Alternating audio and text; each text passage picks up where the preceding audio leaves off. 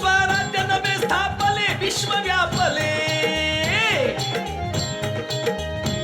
स्वराज्य नवे स्थापले विश्व व्यापले, वैरी कापले योद्धा रणवीर गाजला खास, योद्धा रणवीर गाजला खास, योद्धा रणवीर गाजला खास. त्याने शत्रूचा केला रास, त्याने शत्रूचा केला रास, त्याने शत्रूचा केला रास. ऐका शूर शिवबाचा इतिहास जी जी, ऐका शूरशुभाचा इतिहास जी जी, ऐका शूरशुभाचा इतिहास जी जी जी जी जी जी. आधीन म्हणजे मातेला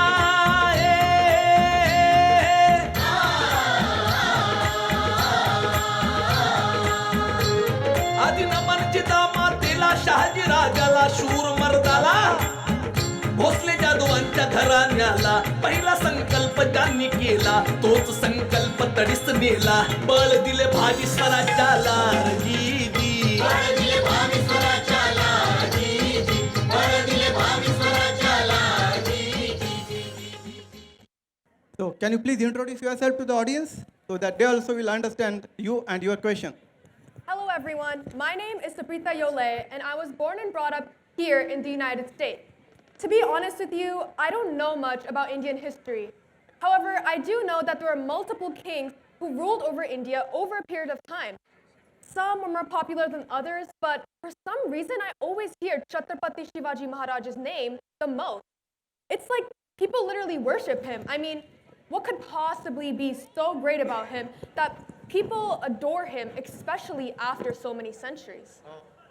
That's great question, Suprita, right? Yeah. So I think I owe an elaborate answer to this.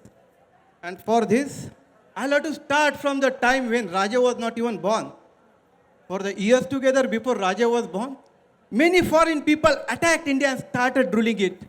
And these foreign rulers, they were extremely cruel and inhuman to the indigenous people of India.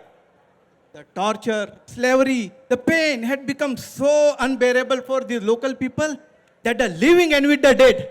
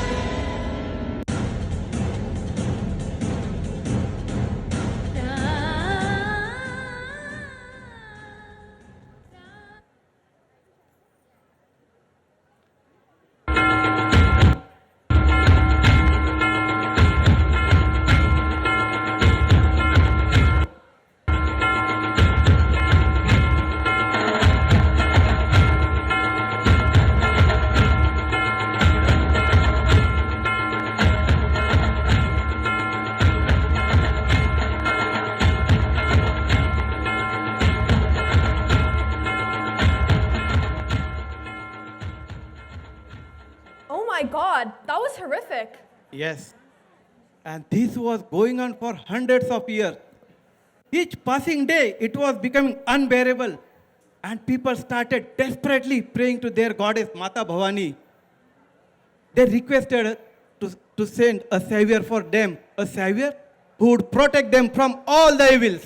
Oh, wow. It feels so good to hear that even back then, they respected woman power. Yes. Raja himself was a great devotee of Mata Bhavani. He respected every woman. He treated them with utmost respect and dignity. Raja had standing instructions to his army that they were not allowed to touch enemy's religious book, their prayer places, or their women. Wow, that's pretty impressive. Yes, Raja's mother Jidai, she used to visit goddess Shiva's temple every day when she was pregnant with Raja. And you know one thing? She named Raja Shivaji after Shivai Devi. Oh yeah, I've heard that they pray and dance all night long in the goddess's temple. Yes. Do you know what this dance is called as? It's called as Gondal, where they invite the goddess to join them and give them her blessings.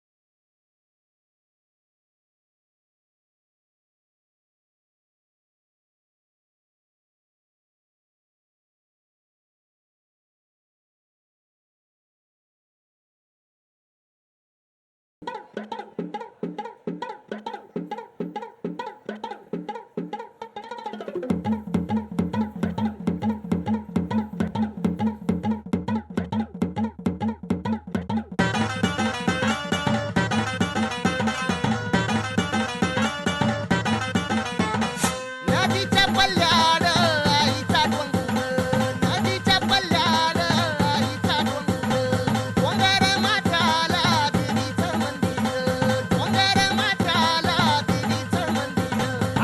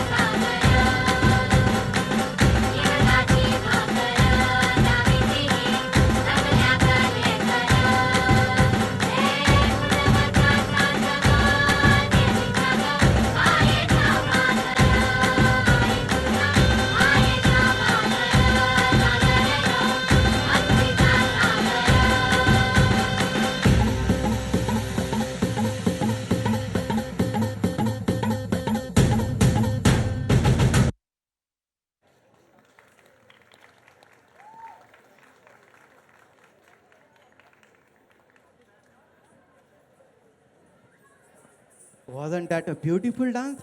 It surely was. Yeah. And finally, their prayers were answered.